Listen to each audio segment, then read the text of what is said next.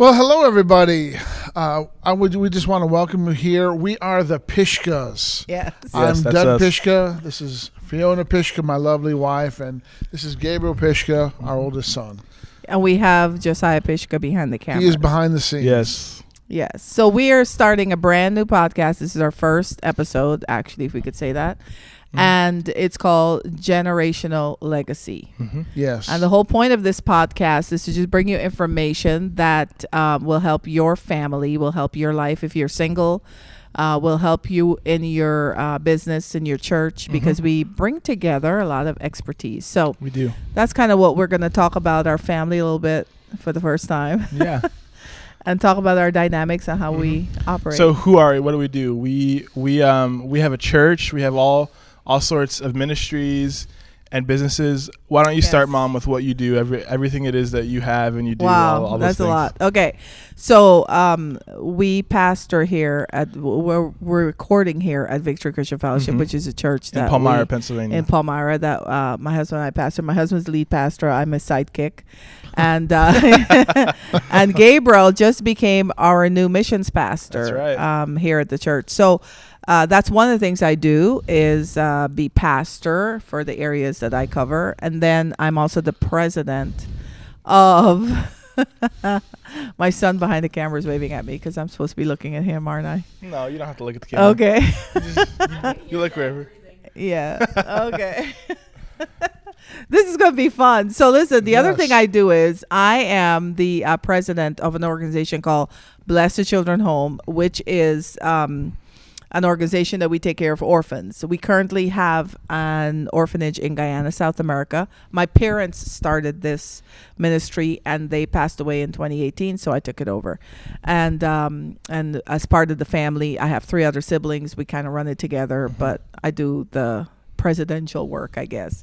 Then I have my own business that I do consulting for people and businesses to help with professional development and personal development. Currently, I have a group coaching that I do called High Value Women. And we've been having a lot of fun with that. So those are some of the things besides being a mom and a wife and all that good stuff. So that's what I do. That's awesome. All right, Dad, what do you do? Well, I started off following God, and I developed a ministry called Heirs of Promise Ministries. And I traveled under that. When I was in Bible school, the Lord said that I would travel for a short time and then I would pastor. Didn't know where that would be or where I would end up. So I was traveling, and then I went, after I went to Rhema, I also went to Lee University, and I graduated there. That's where I met Fiona, and we got together there. Then in 2002, we had this opportunity of this church come available. And so we put our name in, and we were one of 7 candidates. And at that time, the group that was choosing a pastor, they voted unanimous. And we've been here ever since at Victory Christian Fellowship. That's awesome. Yeah. My turn? Yeah. Okay. So I just finished Rhema in 2023. And I did school there for 2 years. I am from this church. I've been in this church for 18 years before I went to Rhema. And then I went to Rhema for 2 years. I worked there for 2 years. And then I stayed for a year and I taught in the school. I taught video production and media and all that stuff. And now I'm back. I'm on staff at church as the missions pastor. And I do like video photo stuff. I have my own business, and I do all those kind of things. So Created on Purpose is your business, right? Brand new start here in Pennsylvania. Yep. Even though you have been honing your craft. Yeah, for quite I've a few had years. it ever since I was 15. Yes. I did that my whole time. I never had like a normal job. Yes. And then I went to Rhema. I worked there. I kind of put it on the back burner, and then now that I'm back, I'm starting it up again. Yes. reviving it, so to speak. And it also included some clothing lines. I've done some clothing lines. I've done a bit of this and that every now and then. So I just your kinda dad do stuff. today in service, he was preaching and mentioned that he did how many? 32 jobs? 34. 34 jobs before Yes. this job that you've been doing for 20-some 22 years. years, yeah. And so, Gabe, I think you broke that. Yeah, Yes. I've only ever worked at Rhema and worked here. Right, Those are yeah. and I've only worked here for a month. Yes, So those are my your only two jobs. But before that, one of the things I remember when you became a teenager, and I wanted you to have work experience. Yeah. But I didn't want you to go work for someone else. Right. I wanted you to go observe a business and see how employees are Right. supposed to respond to the. So there's a couple in our church that have a business, and so I asked them if you could shadow them and mentor with them and just kind of see what they do. And you were how old? Do you remember how old Oh you were? man, I think I was like 12, 13, 14, something like that. Yeah, Something like that. Somewhere in Yeah. that range. So I thought, this is the best thing for you to do is to go Yeah. see how companies operate and how Right. people work. And so you were able to. You didn't Yeah. know why. You were like, I "Oh, was mom, like, why what am am I I doing this so lame?" But, But it then was good. it was a good experience. experience, wasn't it? So speaking of family legacy, because that's what we kind of want to discuss. Oh, what's here. this podcast called? Oh yeah, generational legacy, isn't it? Generation Legacy.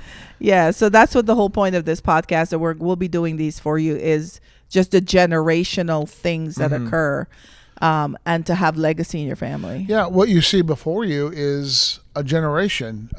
We currently have 2 generations right now, and we are actively involved in ministry and business. Right. And before, I married you, I was a preacher's kid. My dad, my parents were pastors. So I grew up in the church. I grew up as a pastor's kid. I grew up where everybody knew your business. Everybody, it's not so, you have it well. Yeah, it's still everyone kind of refers to it as like a glass house. Yes. And I mean it still is like that, but it's not as bad. I lived in a glass house without the glass. Yeah. And so A every canopy. single thing I did was out in the open. Everybody always wanted to know your business. And So ministry has been a part of your entire life. My parents had already started several churches before I was ever born. And so I grew up in it.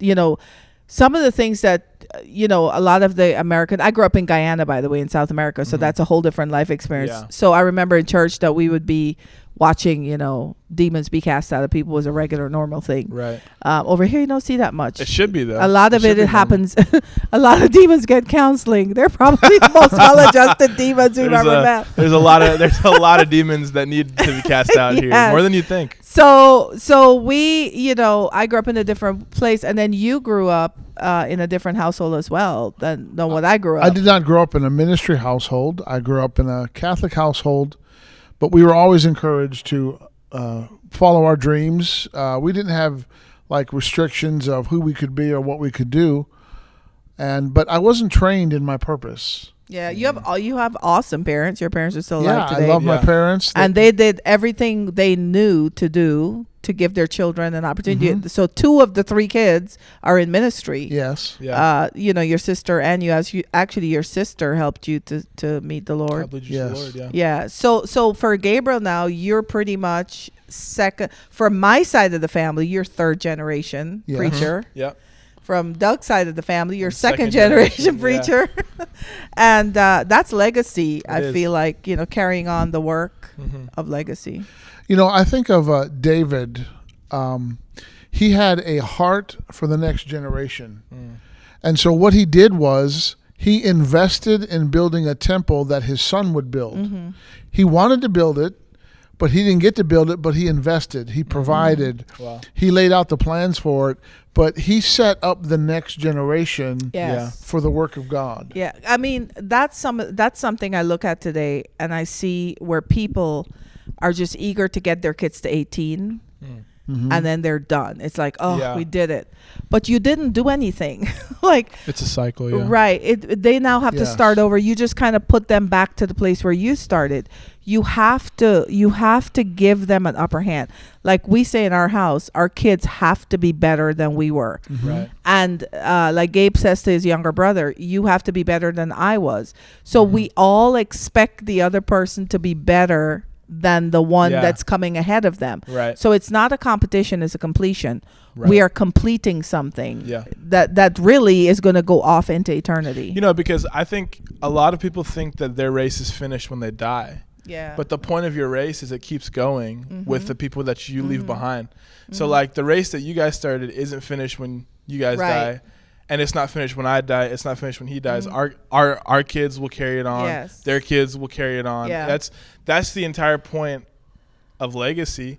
And I think it's interesting how the Bible has entire chapters laid out to the legacy. the genealogy. The genealogies. Of people to Yes. follow the line. You follow who's responsible for carrying it on. Even if everyone in the generation wasn't fully righteous, they still played a part in carrying on yes. the stuff that had to happen. Like, you know, when he came onto the earth, he couldn't have come through if the legacy was broken. Like it still had to keep going, even if everyone wasn't fully righteous in the legacy. They had to continue that going, and they still had a remnant of who started it was still there, you know? Right. Right. And I mean, I think today you see a lot of people who there is like a remnant of revival in family lines where maybe like a person like their great, you know, whoever was a preacher and preached in crusades, and now they keep doing like whatever, but that's still in their blood. Yes, You know, that's still yes. in their bloodline. So how do we call that out of people? I mean, that would be the thing to do, I guess, as a Yeah. church, is to just part of redemption is to redeem all the lost parts Call that the belong things to that the are dead kingdom. to come back to life. Yeah. You have to, I mean, because a remnant isn't discovered until you dig. You know what I'm saying? So like a remnant inside of somebody won't be discovered until they start to dig. And how you dig is you get rid of everything in you that's unrighteous until the righteous remnant that's in you stays there. But it's under a bunch of layers of all this Yeah. stuff. Yeah. But the entire point of redemption is you dig Yeah. until you find that part that is righteous. And I mean, when you think of the fire of God, right? The fire of the Holy Spirit, it kills what's unrighteous and inhabits what is righteous. It actually lights up the thing that's righteous. So to bring that remnant out of somebody's family line, they have to get saved and healed and, you know, everything, and set free. And then that remnant of what was in their past, because I think in everyone's family line there's some connection to it. Even if you have to Right, go all the way back to somewhere along the Adam, line. Yeah, even if you have to somewhere go along all the the way line. back to Adam, Yeah. it's still in there. Yes. Even Noah. I mean, Even just going Noah, back yeah, to Noah. you have to go yeah. all the way back to whoever. But it It's all still in there. starts, you know, here's the thing. It all starts with obedience. Yeah. Like you can't have a legacy with the rebellious. Yeah. You remember with Isaac's two sons, Jacob and Esau. Right. One was rebellious and the other one listened to the instruction of the mom. Yeah. And he went Honor. Yeah. So if there's disobedience and disrespect and rebellion in a person, that's what has to be uprooted.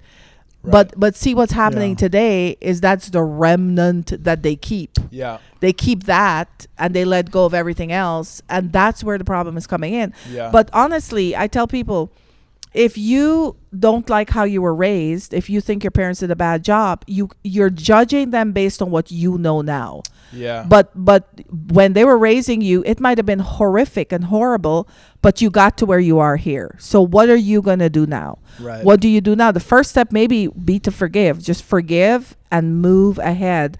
And you can forgive and just have the Holy Spirit kind of erase that stuff for you where the trauma is erased. And now you have to ask, what do I do next? What do I do next? What am I supposed to do?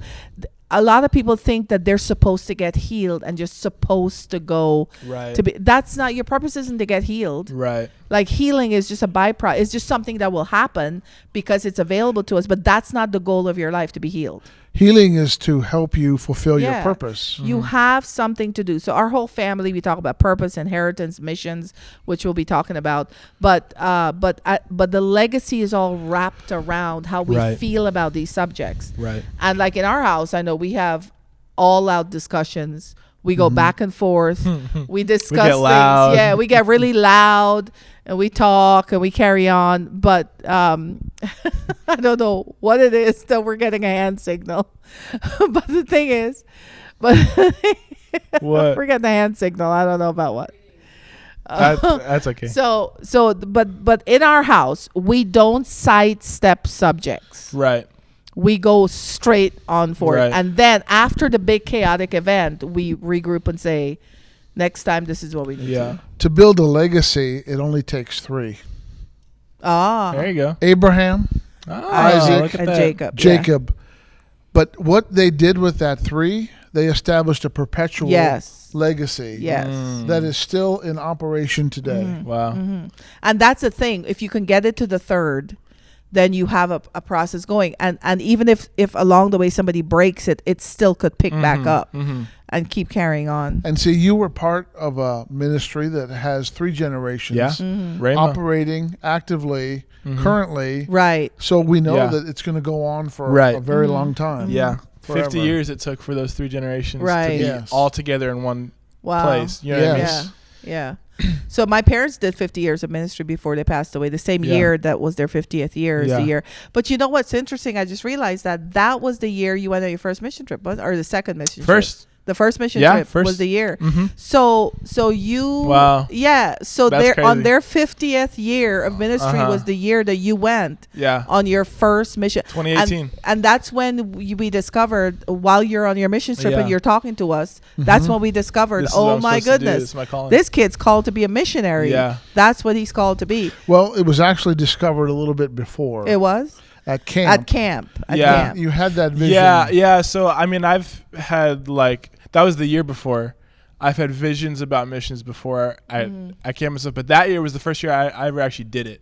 Right. That year was the first year I did it, and the first year that I knew for sure, okay, this is what I'm supposed to do. I discovered it when I was on the phone with him and the Yeah. way he was talking. I never thought about it before. Yeah. Like it was never like something we discussed. Right, same. It was never on my radar Right. to be a missionary. So when you're giving us reports and you're like so excited and happy and carrying on, and I hung up the phone and I said to Doug, oh my gosh, I think our son is called to be a missionary. So we need to start thinking that way for Yeah. him and Yes. plan for, Right. and not have him be one of these missionaries that, that he always will have. So because I think a lot of the missionaries end up being like, they are the first one to do it. Yeah. So then now they're starting from scratch. So I'm thinking the fact that we know this, it doesn't have to be started from scratch. Right. It could be a continuation of what's Right. already happening in our family line. Right. Yeah. See, a legacy supports the callings of those in front and those behind.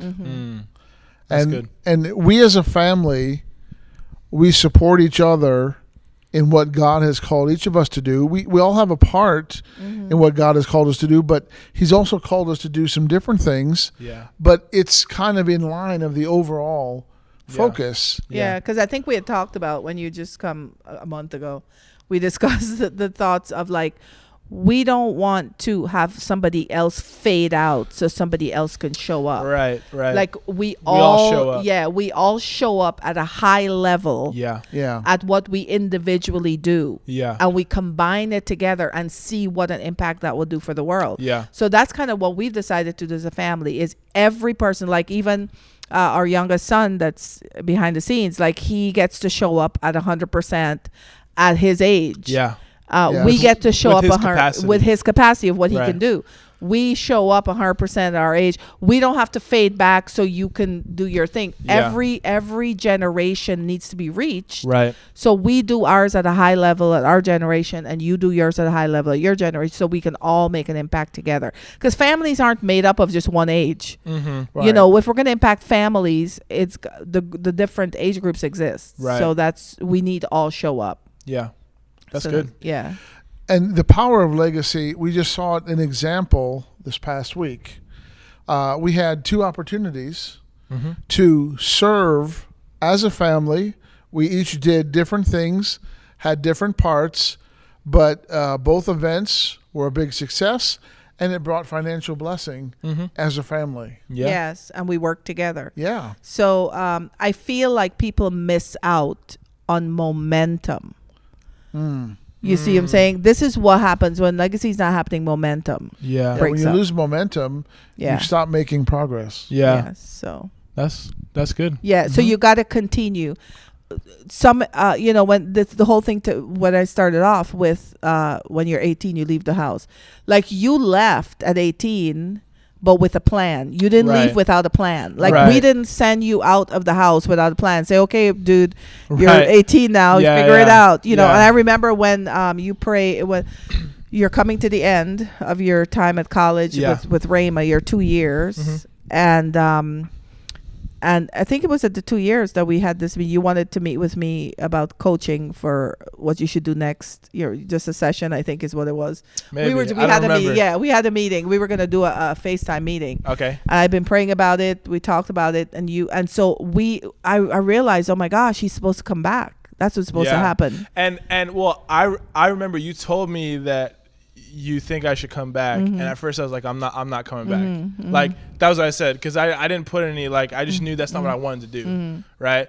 And so like you had like kind of, because when I left, we had talked about the fact that I'm not coming back. The plan was you're not coming back. I'm not coming back to live. Like I'll come to visit, right? Yeah. But I'm not ever coming back to live here, Right. just because I'm out. I like to do my thing, like whatever. My like the base for missions was gonna be from Tulsa, Right. And then I'd stay in Tulsa and I'd go out, Right. whatever. And so then when you had first told me about coming back home, I was like, I'm not gonna come back home. Like that's not what I'm gonna do. And then like later, I think it was later that same year, I was at this thing. I was at like a tent revival thing, and I was praying, and the Lord was like, you're supposed to go back home. And I was like, oh gosh. Mom was right home? again. That's crazy. She's always right. I know. I was like, oh man, I'm supposed to go back home. That's crazy.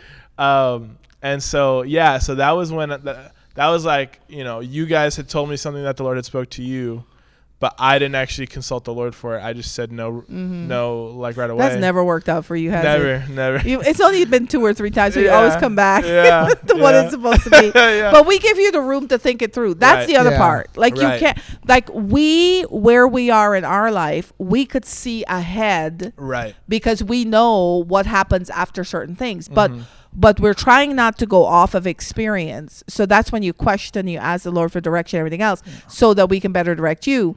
And then we'll come to you with what we see. But then again, it's not valid. This is how I look at it. It's really not valid until the person who's supposed to do it accepts it.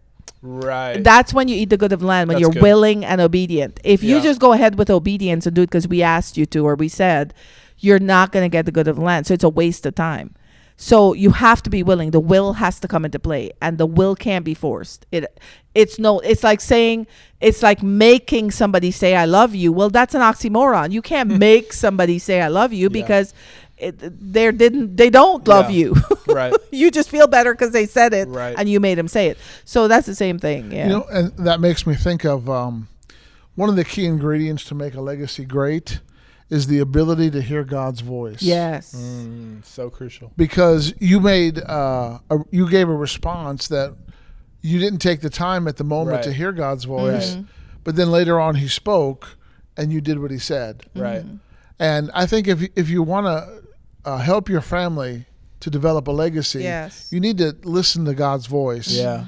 Every person has to have their own relationship with God, and then you can have a corporate relationship with God also. And I mean, that's so crucial, because I remember I was about to finish my second year at Rhema. So this was February. This was during winter Bible. And I was in one of the services in the morning. I was working it, so I'm filming, whatever, but the power of God was just so strong. I put my camera down and I just, was just worshiping. And I was asking the Lord, I wasn't sure, this was before you had talked to me about coming home. I wasn't sure if I was supposed to do a third year, if I was supposed to quit Rhema, I didn't know what I was supposed to do, because I'm getting up to that point where now I'm done with school. And, what's my next steps, whatever. Should I stop working at Rhema? Should I do a third year for missions, And so I'm praying, I'm seeking the Lord, and the Lord was like, don't do a third year and keep working at Rhema until the end of this year. That's all that I heard. But if I wouldn't have heard that, I would have gone and done something else, probably. Yes. Because to be honest with you, I was probably planning on maybe not working at Rhema Right. or staying at Rhema but doing a third year. You know, Right. so I would have planned something that wouldn't have allowed me space, because after he told me that, it was like a few months after that I got asked to actually teach. Yes. But I wouldn't have Right. been able to teach if I did a third year. Right. And if you I quit wouldn't. Rhema, Yeah. you know what I mean? And you wouldn't have imagined that you would have been asked to teach. Right. I would have never fathomed it. Yeah, you It would have wasn't- never imagined. 'cause I didn't know that they were planning to start a new third year program. Right. I didn't know any of that stuff. Right. And then it was after that I started to travel with the Hagans like full time as well. Right. So it just really like opened up my schedule. But all that I heard was, don't do a third year and stay working until the end of this calendar year. That's all. Like, he didn't even say until the end of next summer. Right. But because when something was put in my lap, I knew what to do with it. Right. So like he didn't have to tell me that Yes. part, because he knew I would know what to do. Right. Yeah. When Right. the opportunity came. And to that, me. yeah. And see, that's another level too, because there's growth. It would be like if everything you wanted to do in your life, as far as like living, everyday living, you started coming to, okay, when you were 5, it's like, Mom, should I wear this outfit, Yeah. whatever. But like if you're coming to me now Yeah. at 21 Right. and you're like, hey, Mom, I don't know if I should wear, what clothes I should wear today. Mom, what should I eat today? Yeah. When do you think I should go to bed, Mom? You know, like Right. that's just annoying. Like, Right. no, you're Right. grown up now. Like, you got to Right. sleep. Right. You have to wear, So at some point, I feel like the Holy Spirit is tired of us asking him every 5 minutes, like, what should I do? What should I do?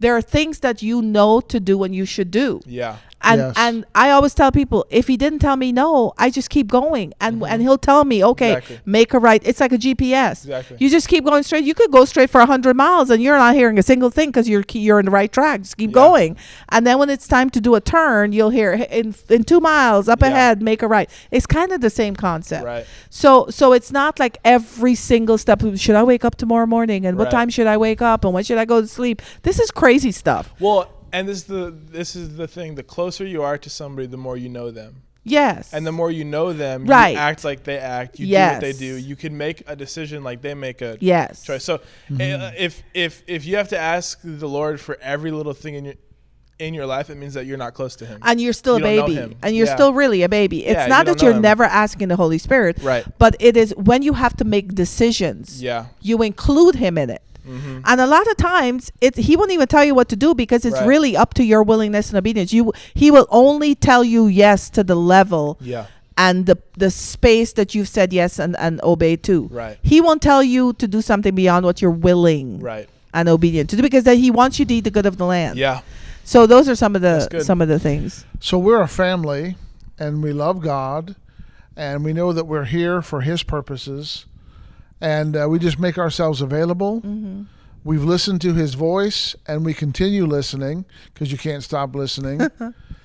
And we're just excited about what God is doing, and we're seeing our legacy just come to fruition. Yeah. It's coming into its own. Mm-hmm. And I mean, but we're grateful besides to God. besides our own family, though, we have people that are in our church family Yeah. Yeah. that Yes. have grown, Right. and their kids have grown, Right. and they're Yes. doing things, and so that's great to see as well. So All right. Well, I think we're out of time for this one. All but right. This was a good first podcast. Yes. Any last things? no, we'll see you in the next one. See you in the next one. Yeah, pay attention to generational legacy. Awesome.